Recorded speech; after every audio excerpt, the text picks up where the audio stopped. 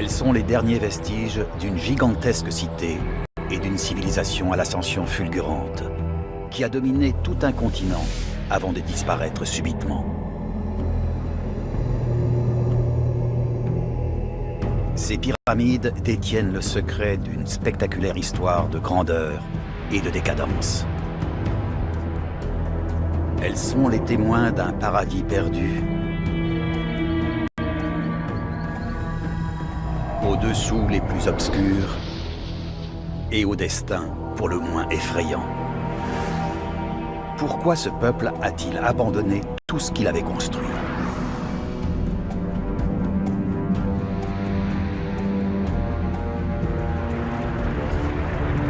Après des siècles de silence, les pyramides de Teotihuacan ont décidé de raconter leur histoire.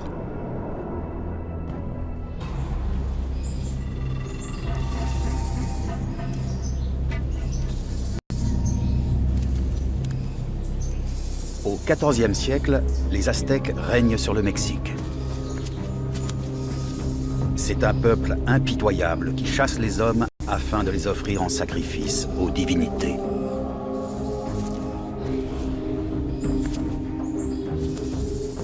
Leur culture regorge de légendes d'une cité perdue et paradisiaque construite par les dieux.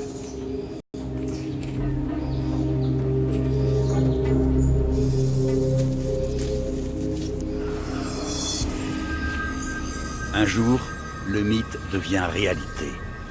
Les Aztèques se retrouvent face à un panorama d'un autre monde et d'un autre temps.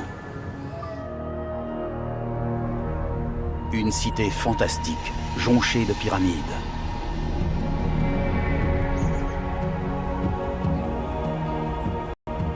La ville en ruine est si colossale que les Aztèques la considèrent vite comme l'endroit le plus sacré de l'univers. Ils la nomment Teotihuacan, le lieu où les hommes deviennent des dieux.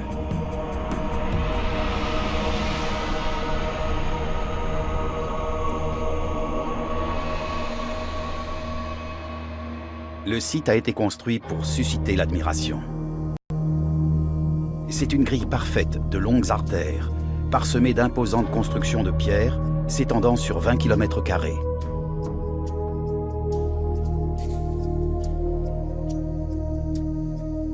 Les Aztèques ont baptisé la large voie centrale l'Allée des Morts.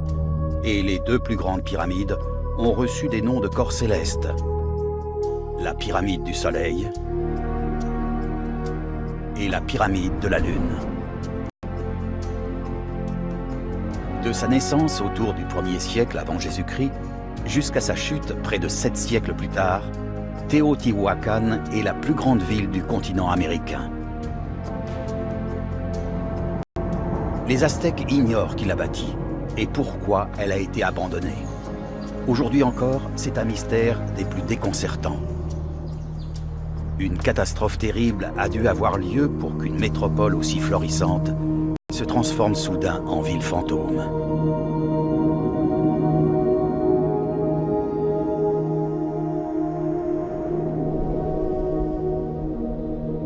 Les plus grands bâtisseurs de pyramides de l'Antiquité se sont évanouis. Que ce soit en Afrique, en Asie, en Europe ou aux Amériques. Nous savons pourquoi la plupart des pyramides ont été construites. Elles servaient de monuments funéraires pour les souverains ou d'hôtels pour les rituels et les prières. Mais Teotihuacan demeure une énigme, et la finalité de ces pyramides semble s'être perdue dans le temps. Ces bâtisseurs n'ont laissé que très peu d'indices derrière eux. Nous ne connaissons ni leur nom, ni la langue qu'ils parlaient, ni même encore l'endroit où les chefs sont enterrés. Ils n'ont laissé aucun livre, aucune preuve écrite de leur passage.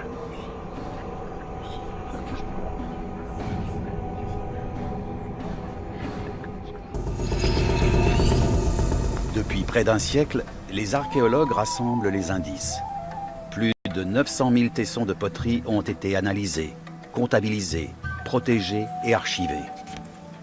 Les significations de nombre de vestiges sont l'objet de débats.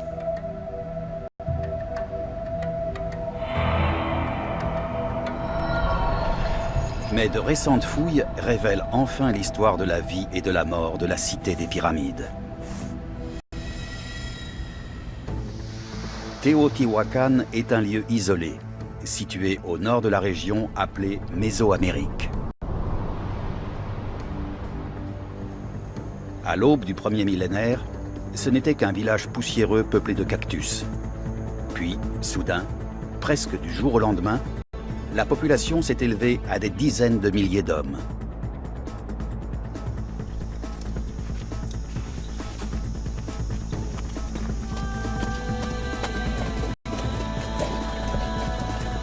Comment ce petit coin perdu est-il devenu la plus grande ville du continent américain?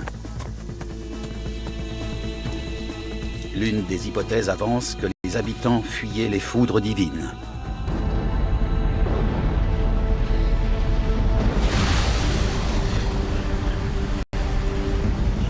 Ce courroux se manifeste par une effroyable éruption volcanique. Leur montagne entre en fusion et déverse de la lave sur ses flancs.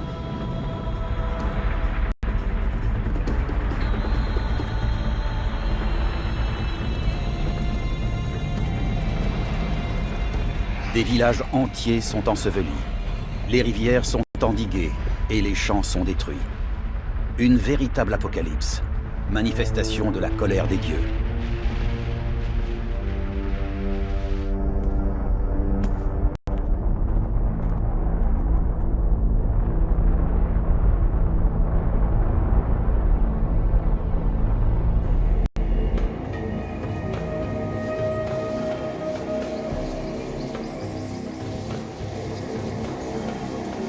Cherchant à se mettre à l'abri, les survivants du village se réfugient sur ce qui deviendra Teotihuacan.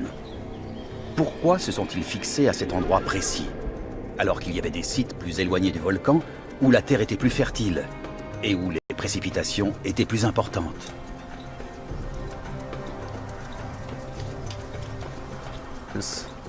C'est l'une des pièces manquantes du puzzle. Si ces gens essayaient effectivement d'échapper au volcan, ils auraient pu se disperser dans d'autres vallées de la région. Ils auraient pu aller plus au nord et créer plusieurs villages épars. Mais ils ne l'ont pas fait. Et pendant des générations, ils ont mis un point d'honneur à rester tous ensemble sur ce lot de terre.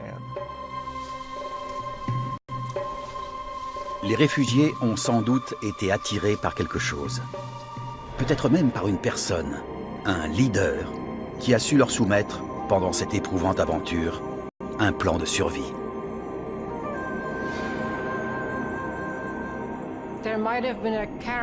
Il y a peut-être eu un meneur charismatique qui a organisé cette population de réfugiés, qui les a convaincus de créer un nouvel ordre, une nouvelle harmonie avec l'univers.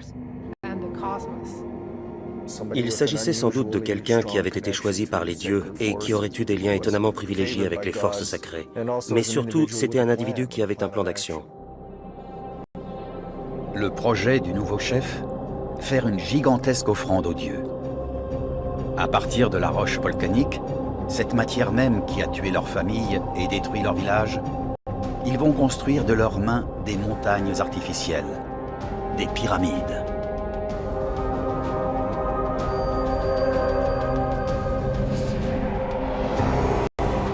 Le leader leur propose alors un marché très simple. Le travail en échange de la sécurité.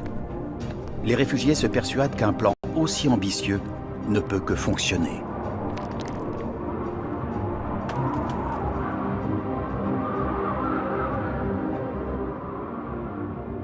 Dès lors, la construction peut commencer. Une cité et une nouvelle façon de vivre sont en train de voir le jour. Les pyramides s'élèvent dans une ère nouvelle, une ère d'ordre et d'espoir.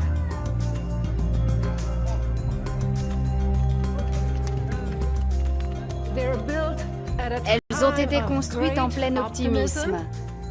Les hommes avaient espoir dans l'avenir.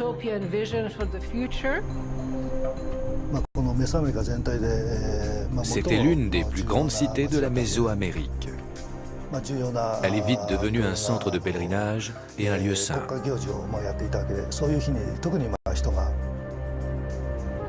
La ville ne sera plus jamais menacée par les volcans.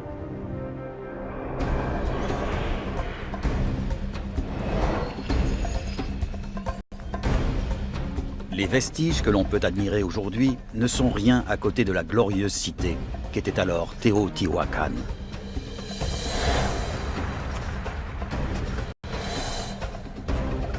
Le moindre mur était recouvert de stuc blanc avant d'être peint.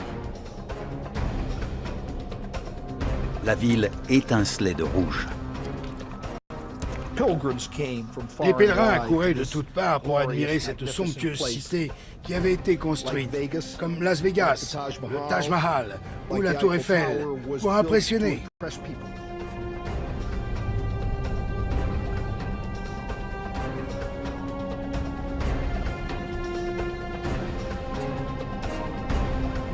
Elles sont le témoignage de la première superpuissance des Amériques. Une merveille née d'une catastrophe et érigée par un groupe de réfugiés.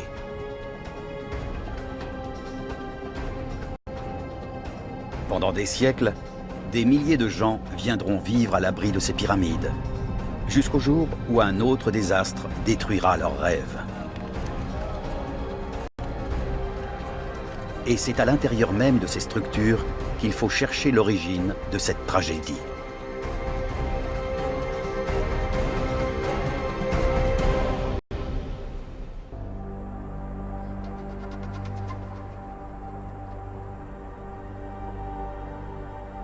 Au temps de sa splendeur, autour du IVe siècle, aucun endroit sur Terre n'égale Teotihuacan.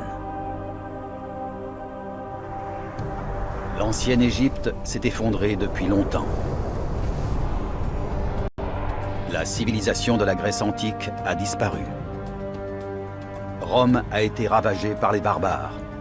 L'Europe est en mauvais état. Teotihuacan, en revanche, est en plein essor.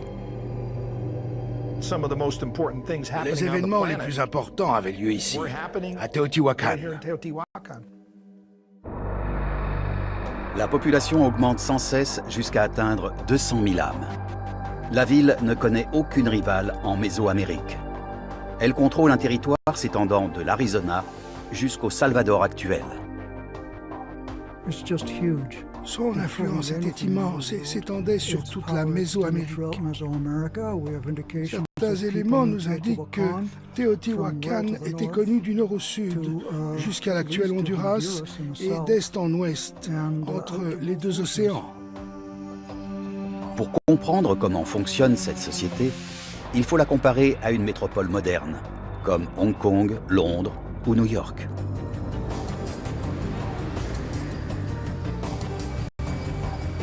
De nos jours, les hommes affluent dans ces importants centres culturels et commerciaux afin d'y vivre à l'ombre des gratte-ciel. À Teotihuacan, on assiste au même exode. Les gens accourent de partout en Mésoamérique pour s'installer dans la cité préhispanique. Nos gratte-ciel sont les pyramides des temps modernes. Elles représentent le pouvoir et la domination. Mais pour construire de telles structures, il faut plus que de l'ambition. Cela requiert avant tout de la connaissance et du savoir-faire.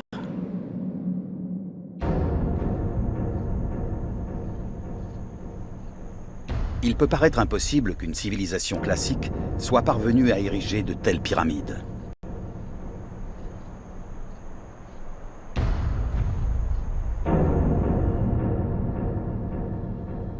Elle ne dispose en effet d'aucun outil métallique, d'aucune bête de trait, et ne connaît pas la roue.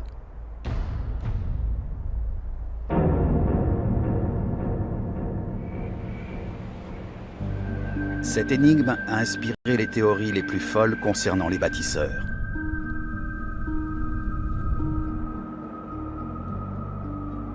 On a parlé des Égyptiens, des tribus perdues d'Israël, des Phéniciens et même des extraterrestres.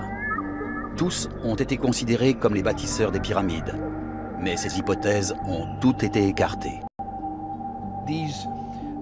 Ces constructions ont tout simplement été érigées par les ancêtres des habitants actuels.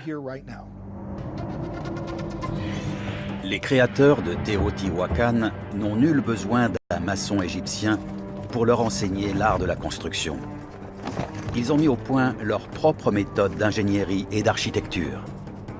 Mais ils ont surtout une incroyable capacité de travail.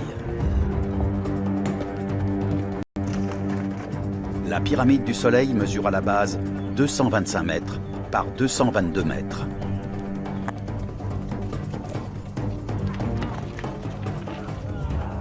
Les travailleurs creusent la terre, laissant derrière eux un paysage jonché de fosses. Ils extraient 13 km² de terre pour couvrir l'intérieur des pyramides. Depuis la carrière, ils transportent les pierres en les traînant sur des kilomètres.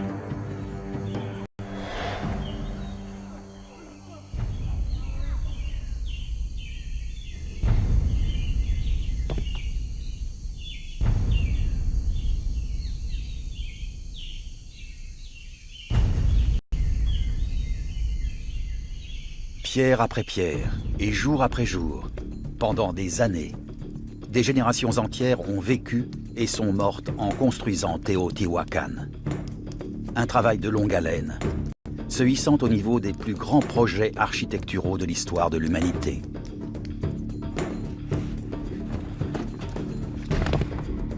De plus, cette main-d'œuvre effectue ce dur labeur de son plein gré. Il n'y a en effet aucune trace d'esclavage. Il est extrêmement difficile de faire effectuer un travail de force. Ils n'avaient ni grande armée, ni police. Ils n'avaient à leur disposition que la force de persuasion et s'en sont servis.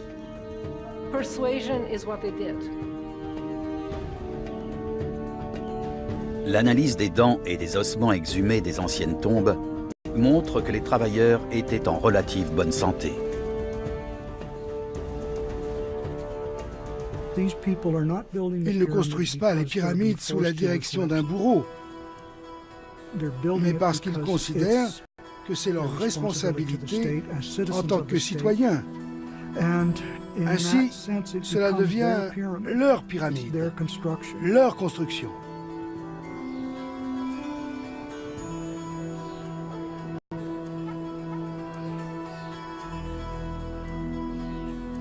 Il ne s'agit donc pas d'une société esclavagiste. Pourtant, quelqu'un a dû les gouverner. Ont-ils à leur tête un roi, un empereur, un gouvernement? Personne ne peut l'affirmer avec certitude. Aucune preuve n'a été apportée sur la présence d'un souverain à Teotihuacan. On ne sait pas où ils vivaient, ni où ils ont été enterrés.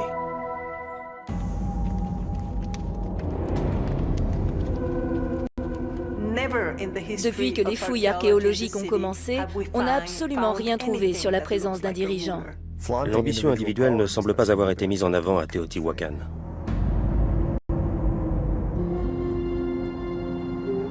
Nombreuses sont les civilisations de l'histoire qui ont honoré leurs souverains.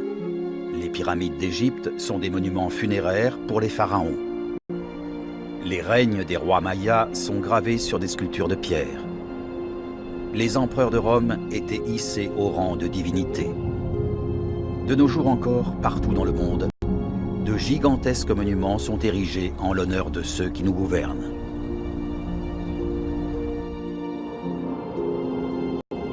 Le secret entourant les éventuels dirigeants de la civilisation de Teotihuacan se cache peut-être sous les pyramides. C'est peut-être la pyramide de la Lune, la seconde en ordre d'importance dans la cité, qui abrite les tombes des souverains.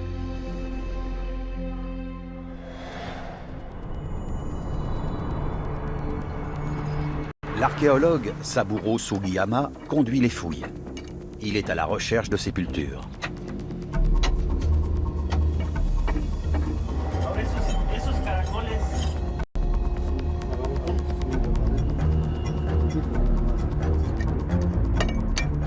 C'est un travail dangereux, car les tunnels risquent de s'effondrer à tout moment.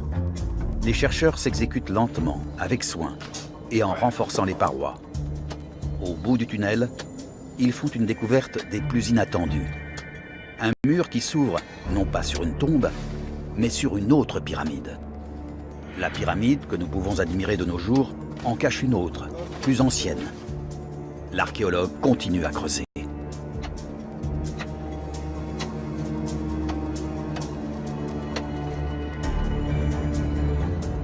Au fur et à mesure de ses recherches, il fait des découvertes de plus en plus étonnantes.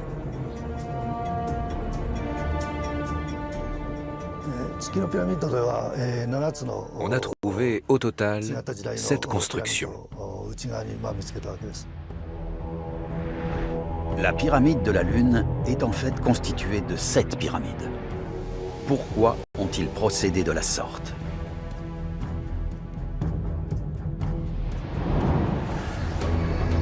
Le docteur Sugiyama pense que les pyramides étaient alors le symbole de la richesse et de la puissance. Au fur et à mesure de l'essor de Teotihuacan, les habitants décidaient de construire toujours plus grand. Le message de ces structures géantes est parfaitement clair. Cette terre est la nôtre. Nous détenons le pouvoir absolu et nous pouvons construire aussi grand que les dieux.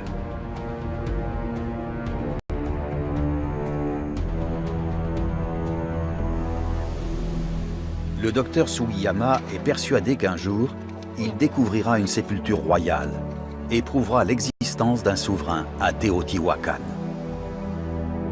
Cependant, une innovation ingénieuse dans la conception des pyramides nous montre qu'elles avaient une finalité autre que funéraire. Elles détiennent le précieux secret de la prospérité et de la survie de la ville.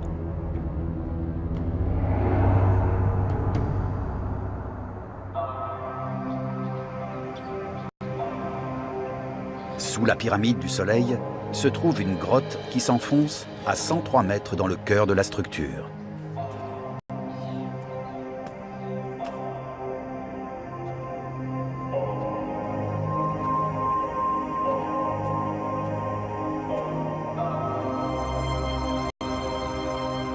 Pour le peuple de Teotihuacan, les grottes sont des lieux sacrés. C'est l'endroit où les dieux naissent et où les morts passent dans l'au-delà. C'est aussi ici que l'on vient prier en secret.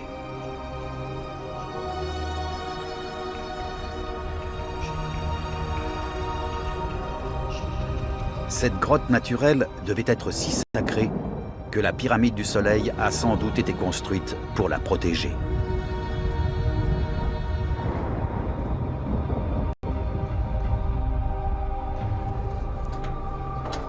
Cependant, un lien plus étroit a été établi entre la grotte et la pyramide. Le tunnel suit une direction est-ouest, la même orientation que la pyramide elle-même. Cet alignement très précis n'est pas une coïncidence.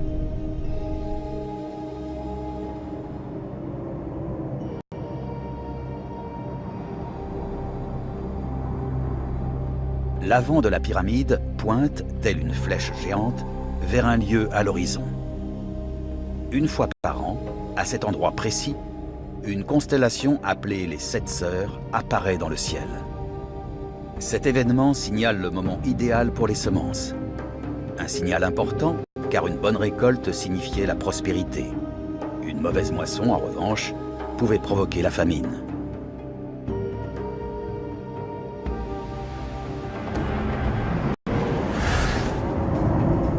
La survie de la cité dépend donc de l'utilisation efficace des astres, et les pyramides ont été érigées pour faciliter la tâche des habitants. La pyramide du Soleil fonctionnait comme une horloge géante. Il n'y a pas plus fiable que le ciel et il suffit de l'observer. C'est beaucoup plus efficace que d'attendre la chute des feuilles ou la floraison. Comment ont-ils implanté leur construction selon la position des astres, alors qu'ils n'avaient que des moyens rudimentaires? On n'a pas besoin de bulldozers, de machinerie, d'ordinateurs ou encore de calculatrices. Rien de tout cela, non. Ce qu'il faut, c'est une observation minutieuse du temps et de l'espace. Le destin de la civilisation entière repose sans doute sur une seule personne et quelques bâtons.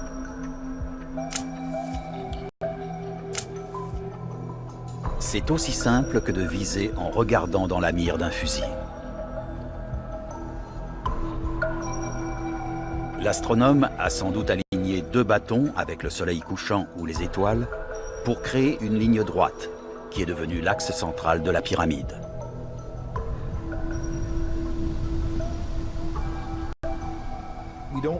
On ne réalise pas ce qu'on peut faire à l'œil nu avec nos mains, quelques ficelles et des bâtons. Cette méthode simple leur permet d'implanter toute la ville selon le parcours du Soleil et des étoiles. Selon certains scientifiques, c'est une stratégie calculée. Ils veulent élever une cité connectée avec le cosmos. Pendant près de 7 siècles, la cité ne s'est jamais écartée de son dessein secret.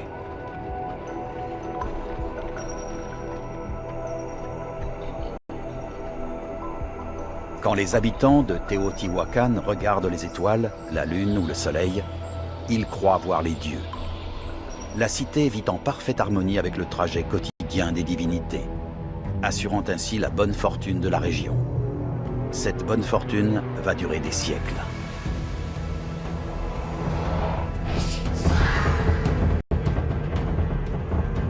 Petit à petit, cette simple observation des astres se développe en un rituel élaboré. Une religion est née.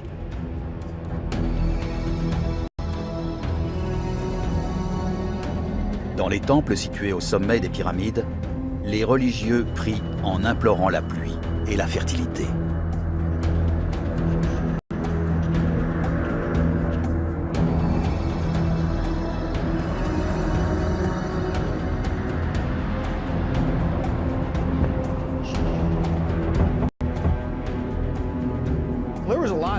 Les enjeux étaient énormes, et c'est pourquoi ces rites devaient être effectués au moment opportun. Les dieux exauceront-ils nos prières? Nous demandons de la pluie afin d'avoir une bonne récolte.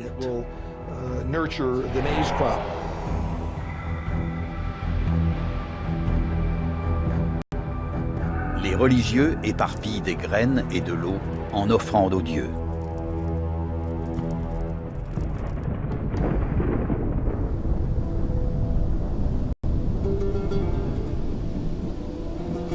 Une cité alignée avec les étoiles et des rituels paisibles.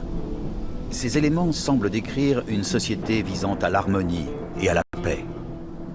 Si tel est effectivement le cas, la civilisation de Teotihuacan est à l'opposé de celles qui ont suivi. Les Aztèques et les Mayas vénéraient des dieux avides de sang, qui demandaient plus que de simples graines et de l'eau. Ils voulaient de la chair humaine. Est-il possible que Teotihuacan ait été si différente?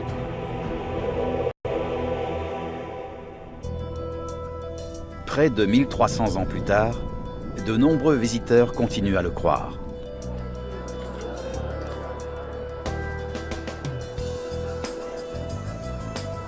À l'équinoxe du printemps, des visiteurs du monde entier se rendent sur les pyramides pour vénérer le soleil levant. Nombreux sont ceux qui croient au pouvoir de guérison de ces monuments. Si Teotihuacan était effectivement une ville paisible et harmonieuse, on devrait en trouver des preuves non seulement dans les pyramides, mais aussi dans les foyers des citoyens d'alors.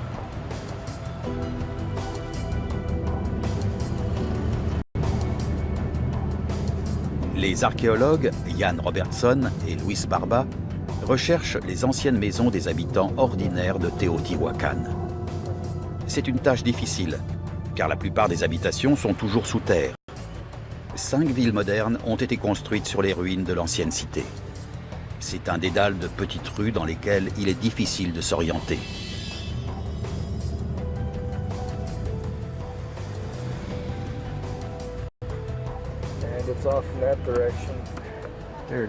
Voilà, c'est là. C'est quelque part par là. Cette zone est plutôt érodée, tu ne trouves pas? Si on creusait, je suis sûr qu'on trouverait des fondations de petites maisons simples. C'est peut-être ici, au sud de cette maison. 18, 15, 2 mètres au sud-ouest, on y est presque. Voilà, on est au centre.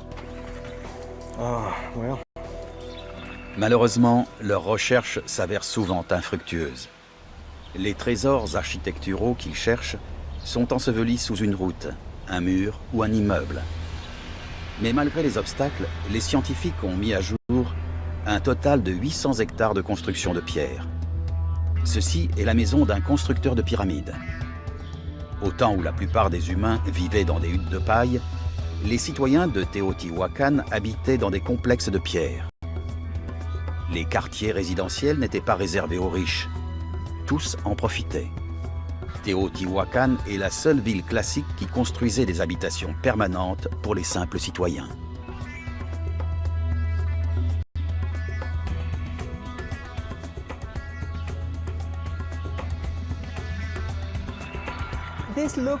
Ceci ressemble à la cuisine d'une famille simple.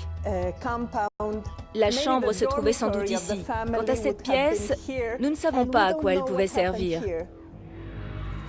Les indices trouvés dans ces maisons soutiennent l'idée que la cité glorifiait la paix et non pas la guerre.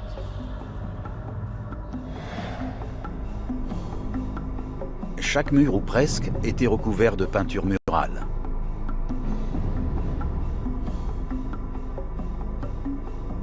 Il ne reste que peu de fragments, mais ils sont très révélateurs. Il s'agit d'une personne habillée en jaguar qui porte une coiffe avec des plumes, très jolie d'ailleurs.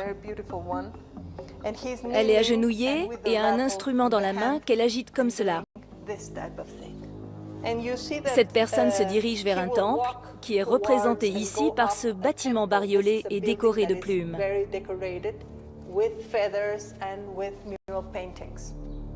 Les rituels privés ressemblaient peut-être à ça.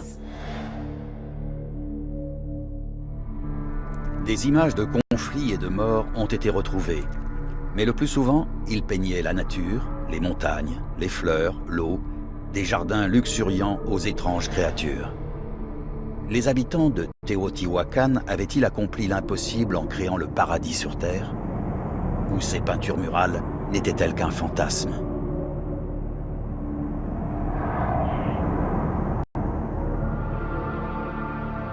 La véritable nature de Teotihuacan va nous être révélée par des ossements retrouvés sur le site.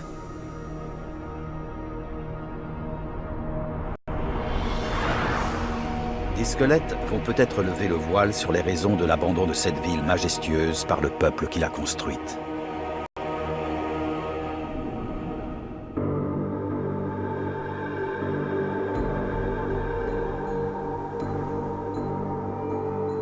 Car au plus profond de la cité des pyramides se cache un Teotihuacan bien différent.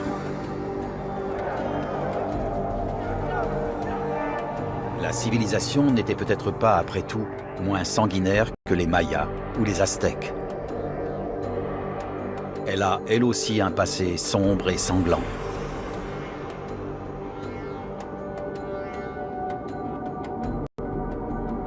Saburo Sugiyama a fait une découverte troublante dans les profondeurs de la pyramide de la Lune.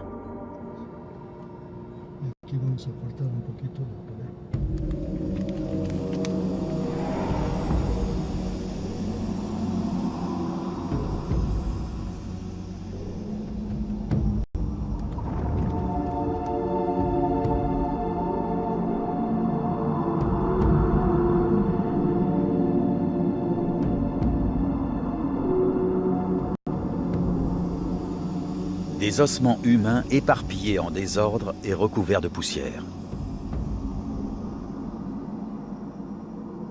Ces hommes n'ont pas eu droit à des funérailles classiques. Ils ont été décapités et leurs bras attachés dans le dos.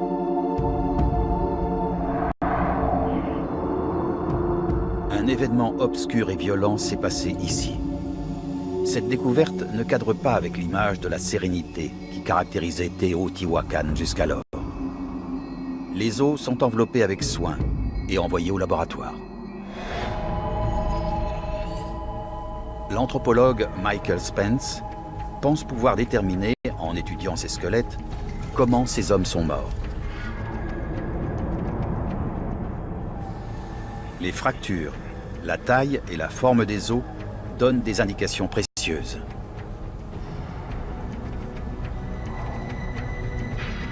Mais ils sont en mauvais état. Contrairement aux Égyptiens, Les Teotihuacanos ne momifiaient pas les cadavres. Les squelettes sont pratiquement réduits en poussière. Par chance, certains sont restés intacts. L'un d'entre eux, 6A, comme l'a baptisé le Dr Spence, raconte son histoire. La rudesse de ces os et divers autres éléments nous permettent d'affirmer que 6A était de sexe masculin. En rassemblant les différentes parties du crâne, le Dr Spence s'aperçoit qu'il est percé d'un trou, ce qui prouve que 6A a eu une mort violente.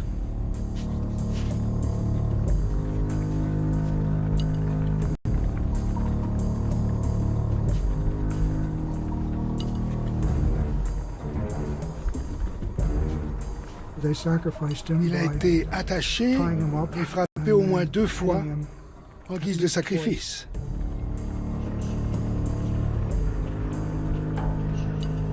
Pour préserver la prospérité et la sécurité de la ville des pyramides, la vie de cet homme a été offerte aux dieux.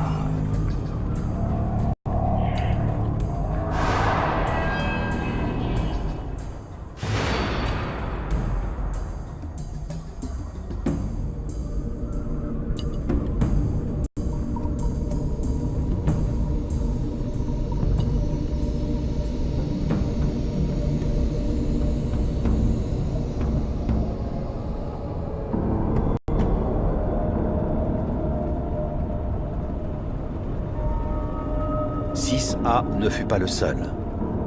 Des douzaines de victimes ont ainsi été retrouvées.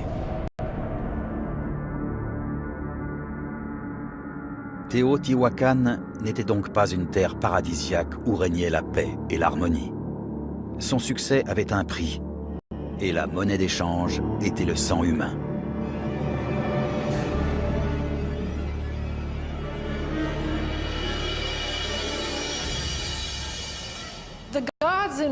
Les divinités de la mythologie mésoaméricaine devaient être nourries, et c'était le rôle des humains d'assouvir les désirs des dieux.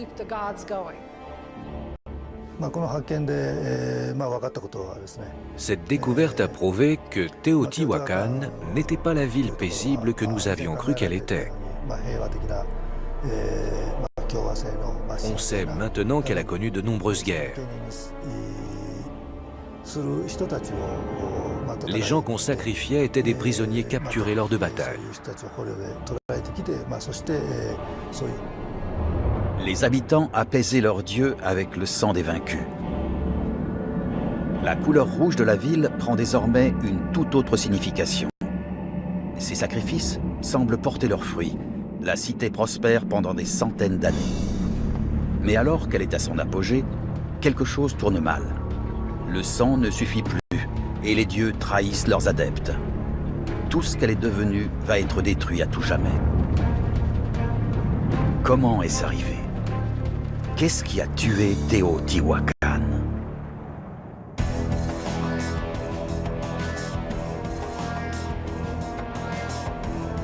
Pendant plus de 5 siècles, la ville de Teotihuacan est plus que florissante. Mais autour du 7e siècle, elle s'effondre.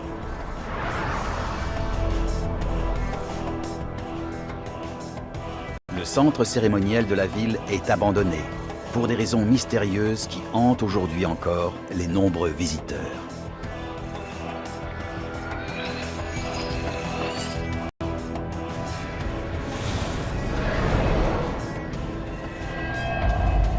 Teotihuacan avait la richesse de tout un continent à sa disposition.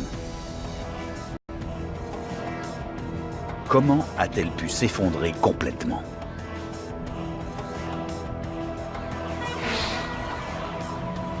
C'est comme si New York était tout à coup vidée de ses citoyens et abandonnée, ne laissant derrière elle que le mythe d'une mégapole vibrante et trépidante.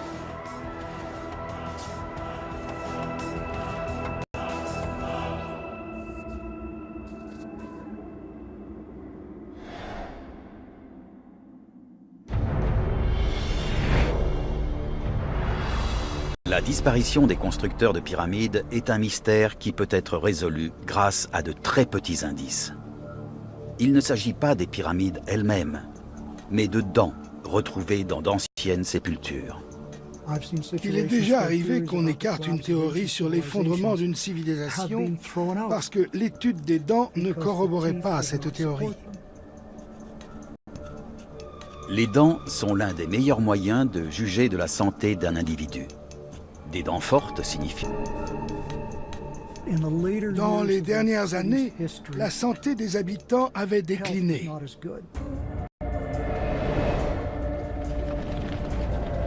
Ironie du sort, c'est la popularité même de Teotihuacan qui est la cause de la mauvaise santé de ses habitants.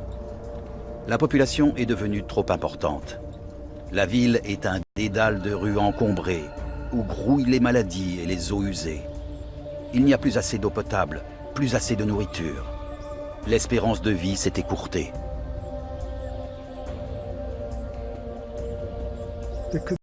Il y a plusieurs raisons possibles. Le manque de nourriture est sans doute l'une d'entre elles, et la pénurie d'eau potable en est une autre. Imaginez cette très grande ville, parsemée de débris et d'excréments humains.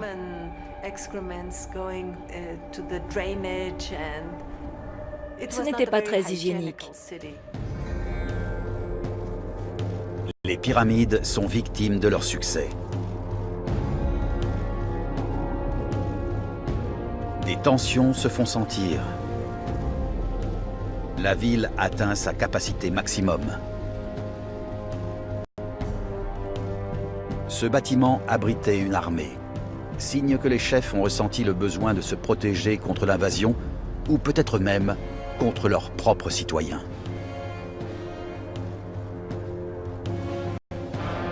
La cohabitation entre les riches et les pauvres se fait difficile. L'artère centrale, l'allée des morts, est désormais interdite aux petites gens.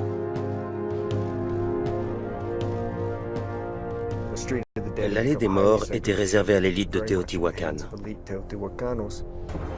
Puis, une catastrophe ultime, que ni les sacrifices, ni l'alignement soigné avec les étoiles ne peuvent éviter. La sécheresse. Le besoin de pluie devient urgent. Les religieux vont jusqu'à tuer des nouveau-nés, croyant que les larmes des bébés apporteront la pluie. Les habitants se sont sans doute demandé « Mais pourquoi les dieux nous abandonnent-ils » À mon avis, les gens ont dû se dire que les religieux ne faisaient pas leur travail. Les chercheurs ont d'abord cru que la ville s'était effondrée suite à une invasion et qu'elle avait été anéantie. Mais il n'existait à l'époque aucune puissance assez forte pour envahir cette ville, aussi affaiblie soit-elle. Teotihuacan s'est sans doute détruite toute seule. Née de la peur d'un volcan, la cité mourra par le feu. Près de 13 siècles plus tard, les traces d'incendie sont toujours visibles sur les murs des temples.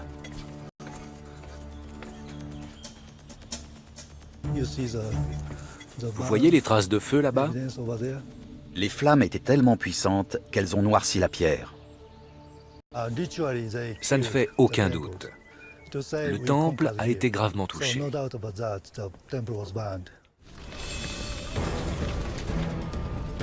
Peut-être le feu s'est-il déclenché accidentellement en pleine nuit, lors d'un rituel sacré, d'un sacrifice ou d'une prière pour de la pluie ou de la nourriture. L'une des théories affirme que les résidents de la ville se sont révoltés et ont brûlé les pyramides, symbole de leur gloire passée et de leur infortune présente.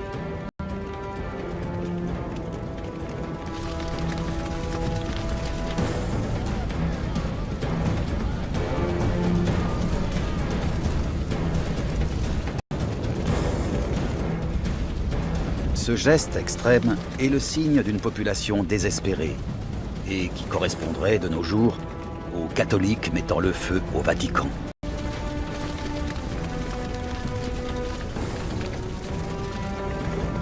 Des traces d'incendie ont été trouvées dans les 2000 maisons d'habitation. Mais un citoyen, aussi furieux soit-il, ne brûlerait jamais sa propre demeure.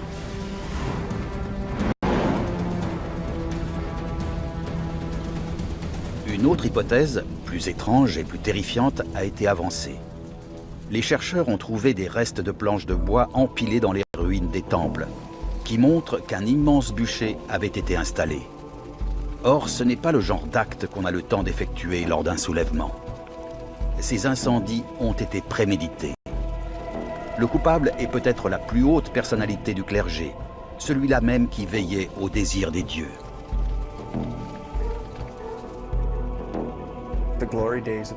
Teotihuacan avait perdu son heure de gloire. Le projet était terminé, le système ne fonctionnait plus. Il fallait en finir avec le siège du pouvoir et le paysage sacré de l'allée des morts. Ils mettent le feu aux temples pyramidaux.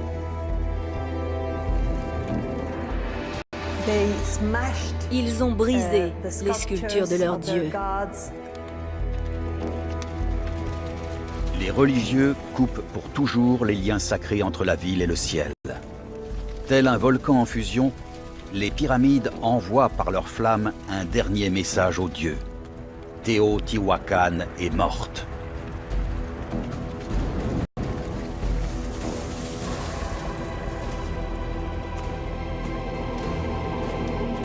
Petit à petit, les hommes quittent la cité.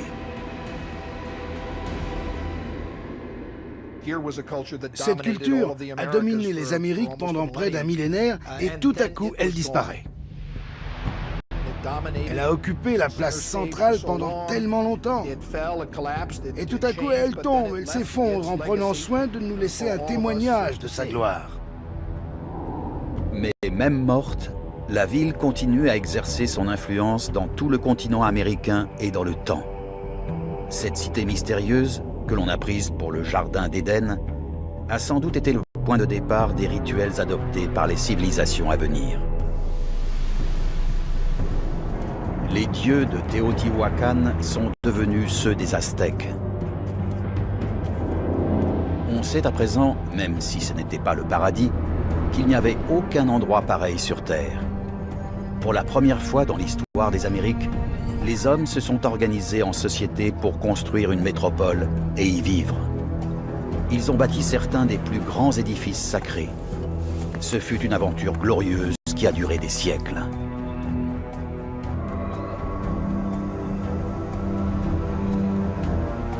Une ville qui aspirait à l'harmonie et à l'ordre. C'est ce qu'ils voulaient. C'est pour cela qu'ils priaient. Pour la paix. C'est vrai, ils avaient des martyrs. Et oui, ils ont connu la guerre. Mais ce n'était pas leur idéologie.